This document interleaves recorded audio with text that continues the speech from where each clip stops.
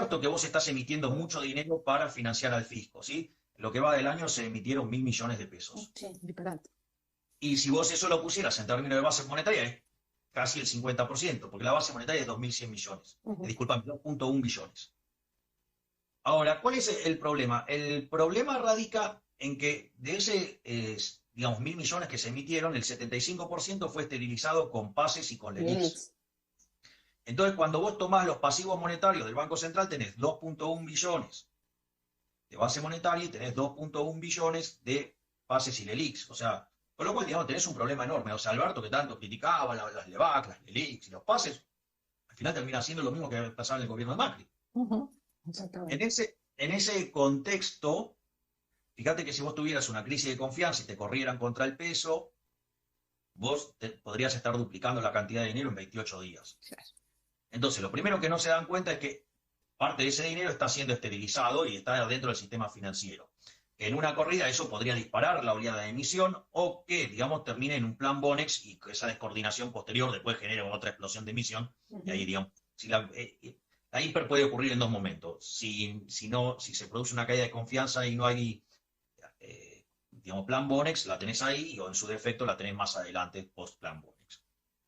Porque de hecho, digamos... Bueno, perdón, ahí está contestada una de las preguntas que pasaban, era eso, hablando de qué tiempos le das a la crisis. Yo pensaba tu respuesta, los tiempos son de Dios, que decís siempre, pero ahí también está la respuesta técnica, digamos. Depende de qué es lo que hacen. Si esterilizan y sacan bonos, el plan Bonex, digamos, lo tiran para adelante la pelota. Por lo tanto, no se están dando cuenta de que hay un aumento artificial de la demanda de dinero como consecuencia del control de capitales, porque no te dejan comprar dólares. Además, como la gente no se puede mover, digamos, anda con más cash encima, porque, digamos, o sea, te imaginarás que, digo, cada vez que tiene que ir al cajero, no puede estar saliendo, digo, como lo hacías regularmente, ¿me comprendés? Así es. Entonces, digamos, estás demandando más dinero, o sea, y tampoco tenés dónde gastarlo.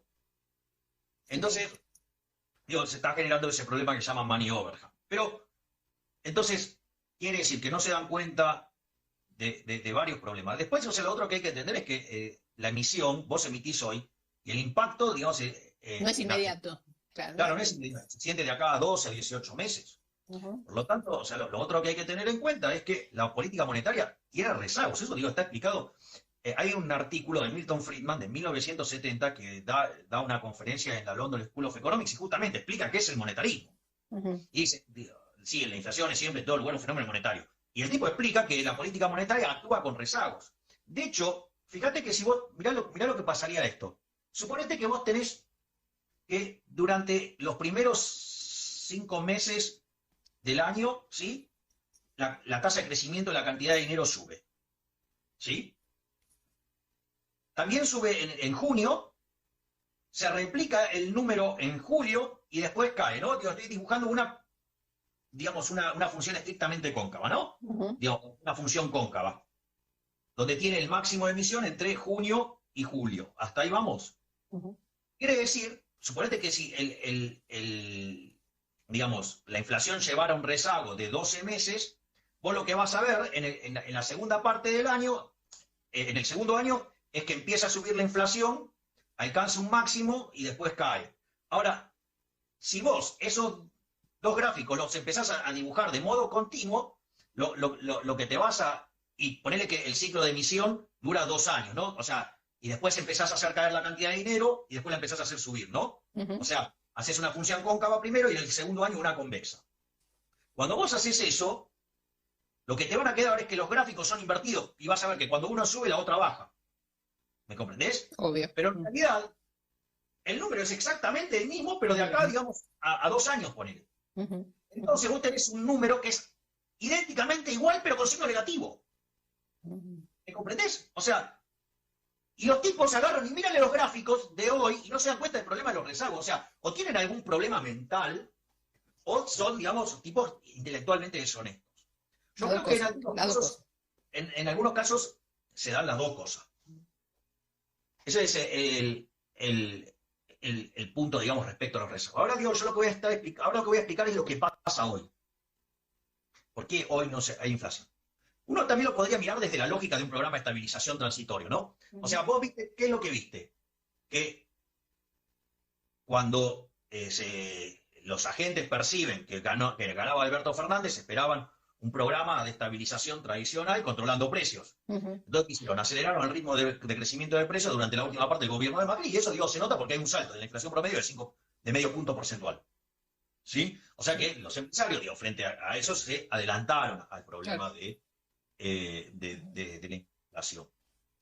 Entonces, después vino Alberto Fernández, hizo un plan, digamos, heterodoxo, donde claramente fijó precios. O sea, con lo cual no estuvieron tan equivocados. Entonces, ¿qué es lo que pasa? Como vos ya los precios los subiste antes y ahora te lo fijaron, entonces, digamos, ahora la inflación es menor. ¿Por qué? Porque ya subieron antes los precios. Y si vos no terminás cerrando, digamos, la consistencia intertemporal del programa, que es que cumplas con la restricción del presupuesto, que en este caso sería que vos cierres la deuda siendo solvente, cosa que Argentina no está haciendo, ¿sí? Eso implicaría que vos no tenés un programa consistente, entonces tarde o temprano la demanda de dinero colapsa y se te escapa la inflación. Eso, digamos, la lógica general. Ahora vamos a ir a los problemas puntuales de lo que implicó la crisis del COVID-19. Ahí lo que vos tenés, vos sabés que, digamos, los ortodoxos puros, los liberales libertarios, consideramos que la tasa de interés es el precio relativo de los bienes presentes respecto a los bienes futuros, que la tasa de interés es un mecanismo de coordinación intertemporal, que cuando la tasa de interés sube, baja el consumo presente en favor del consumo futuro y eso se manifiesta en un aumento del ahorro, y que cuando la tasa de interés baja, básicamente los precios futuros son mayores que los precios presentes, la forma en la cual las empresas pasan producción de hoy para el futuro es con inversión. Y ahí se encuentran con la tradicional curva de ahorro creciente en tasa de interés y la de inversión decreciente en tasa de interés. Y en el mercado de dinero se determina el poder adquisitivo del dinero. Entonces, básicamente, ¿qué es lo que pasa? Cuando viene el coronavirus y se contrae el ingreso, digamos, frente a un nivel de consumo, lo que te va a pasar es que el ahorro te cae. ¿Sí? Y eso ya mete presión en la tasa de interés. Cuando vos tenés presión en la tasa de interés, digo, la caída del ingreso con la suba de la tasa de interés te hace reducir la demanda de dinero y eso te genera que suban los precios, ¿sí? Expresado en unidades monetarias. Ahora, ¿qué es lo que pasa? En Argentina pasan varias cosas, pero además hubo un pánico. Fíjate que si vos tenés una situación donde en realidad se te derrumba la inversión, ese mecanismo que pega vía la tasa de interés no ocurre, y por ende, digamos, esa parte de la caída de la demanda de dinero no está. Es más, si vos te podrías encontrar con situaciones como pasa en los países desarrollados, por ejemplo en Estados Unidos, donde cae tanto la inversión, digamos, que la tasa de interés baja. Y eso te aumenta la demanda de dinero, y por eso tienen que emitir para que no haya deflación. Claro. Entonces, acá la inversión se destruyó, o sea, a vos se te contrajo el ahorro, ¿sí? Pero la inversión se te destruyó mal, o sea, frente a una inversión que ya venía regolpeada, en la época del macrismo, ahora se te desplomó, o sea, la inversión se destruyó, pero tremendamente. Entonces, ¿qué es lo que pasa? Ese contexto, y por otro lado, la tasa de interés internacional para Argentina, que tiene que ver con el riesgo país, se te disparó. Con lo cual, vos tenías salida de capitales. ¿Qué hicieron? Entonces pusieron control de capitales. ¿Para qué? Para forzar el aumento de la demanda de dinero. Entonces, la baja de la tasa de interés, digamos, el aumento del gasto público para tratar de nivelar el consumo, ¿qué es lo que hace? Te generó un súbito aumento de la demanda de dinero. Entonces, vos estás emitiendo y tenés poca inflación. ¿Y sobre qué se sostienen las tasas de inflación que vos tenés? Y mirá, por un lado, vos tenés el tipo de cambio pisado. Entonces, ¿qué es lo que pasa? Ese tipo de cambio pisado que afecta a los precios de los transables y que entran en la cuestión comercial, los bienes transables no suben porque están ligados al tipo de cambio oficial. Ejemplo, los alimentos. ¿Y por qué es importante alimentos? Porque ¿qué es lo que consumís hoy? Alimentos. Casi lo Entonces, claro, porque vos consumís alimentos y bebidas, vos consumís las cosas para la limpieza. Exacto. Y ferretería, ponele. Bueno, claro, después no consumimos nada. Entonces, si vos tenés frisado el tipo de cambio, ¿sí? Con controles de capitales carcelarios, entonces, ¿qué pasa? El principal elemento que está consumiendo hoy la gente está amarrado ¿con qué? Con el tipo de cambio oficial. Entonces, alimentos no te sube todo lo que te tiene que subir. Punto 1. Aún así sigue subiendo. Punto 2. Sí. Vos tenés las tarifas pisadas, generando más déficit a futuro. Punto 3. Vos tenés precios controlados también.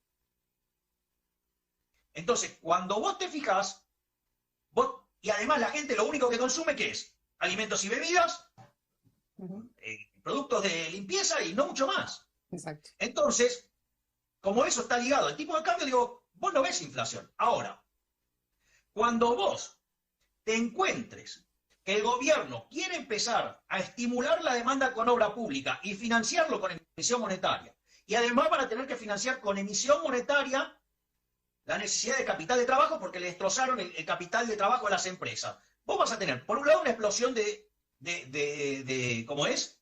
De emisión monetaria. Cuando empieces a estimular los factores que hacen a la inversión, vas a subir la inversión, se te va a disparar la tasa de interés. Si además estas bestias quieren estimular el consumo o lo hacen más gasto público también, ¿qué es lo que pasa? La tasa de interés de la economía se va a las nubes, pero como ellos la controlan desde el mercado monetario, generan un exceso de demanda en el mercado de bienes que tiene como contrapartida un brutal exceso en el mercado de oferta, en el mercado de dinero, y los precios se te van a ir al carajo.